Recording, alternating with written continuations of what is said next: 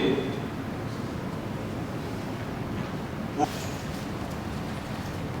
Et il a rappelé les objectifs pour les de manière rationnelle. Par ailleurs, il a appelé à un dialogue et ce dialogue devait être maintenu. D'où attirer les résolutions de ce forum. La situation socio-économique des Congolais n'a pas changé pour autant. Voilà. Même en cas de baisse des cours des matières, un développement inclusif, il a évoqué quatre leviers. Développement des technologies pour baisser les coûts d'exploration et le rejet. Impliquer les entreprises.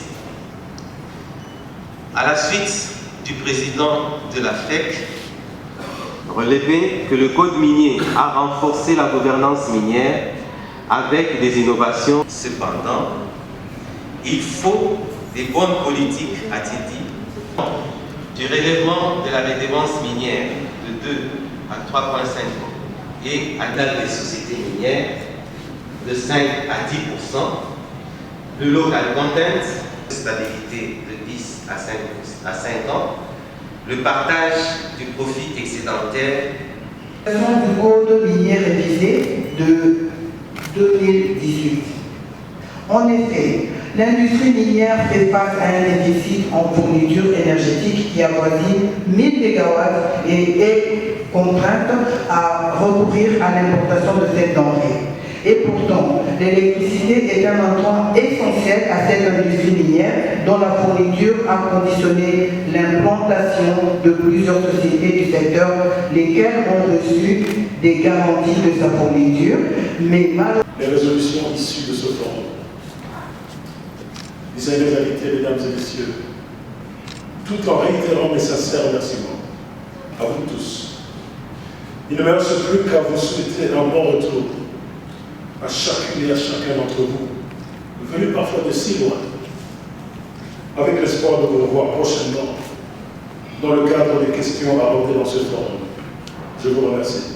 Il y a un exercice citoyen consistant à évaluer les secteurs miniers dans son ensemble à travers une analyse du niveau de la mise en œuvre des instruments juridiques qui régulent ces secteurs, à savoir les codes miniers et ses mesures d'application. Il convient de relever ici que lors des travaux tenus en 4 commissions instituées à cet effet, il a été noté que des efforts considérables ont été déployés par les parties prenantes dans le cadre d'application du code minier au bien des intérêts de tous, et c'est en dépit de quelques difficultés, essentiellement d'ordre structurel. C'est dans ce contexte qu'au nom de son Excellence Madame la Ministre de Mines, je tiens à féliciter tous les acteurs ici présents pour toutes les initiatives prises et envisagées dans le sens de l'amélioration de la gouvernance du secteur minier et surtout la préservation de tous les acquis consensuels.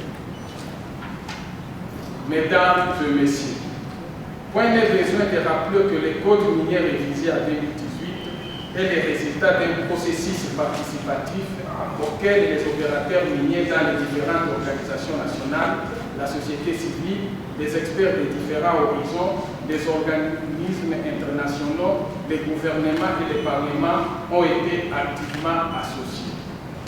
Il est donc tout à fait normal que l'évaluation de sa mise en œuvre soit faite par chacune des parties prenantes pour non seulement consolider les acquis de sa mise en œuvre, mais aussi appréhender de manière rationnelle et globale des défis ainsi que de définir des stratégies, décisions et actes à prendre pour les relever. C'est d'ailleurs le fondement de l'organisation de ce forum de 3 jours que la FEC, en sa qualité d'une des parties prenantes, a bien voulu organiser. Pour cela, que la FEC trouve à travers ces mots toutes nos félicitations ainsi que nos remerciements. Le gouvernement de la République, à travers le ministère des Mines, a déjà jeté les jalons d'une évaluation générale de l'application du code minier à intervenir dans les mois à venir. En effet, il vous souviendra que du 8 au 10 août 2021, Son Excellence Madame la Ministre des Mines avait convoqué les États généraux des mines, à l'issue duquel 91 recommandations avaient été formulées dans le cadre de la mise en œuvre du Code minier. Par la suite, ces recommandations ont permis au ministère des Mines de se doter d'une feuille de route qui constitue désormais les guides des actions programmées dans le secteur.